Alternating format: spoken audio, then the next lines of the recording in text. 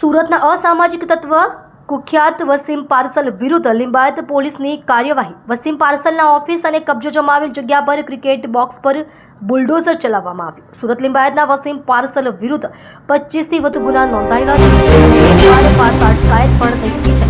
મારામારી વસીમ પાર્સલ પર મારામારી, લૂંટ, ચોરી જેવા ગંભીર અનેક પ્રકારના ગુનાઓ નોંધાઈ ચૂક્યા છે। વસીમ પાર્સલ દ્વારા કોઈ પણ મગજમારીમાં મધ્યસ્થ થઈ માંડામાર કરવાની ટેવ ધરાવતો હતો। વસીમ પાર્સલ જમીન કબજા, લેન્ડ ગ્રેબિંગમાં માસ્ટર માઇન્ડ હતો અને તેમાં પણ ગુનાઓ આચર્યા છે।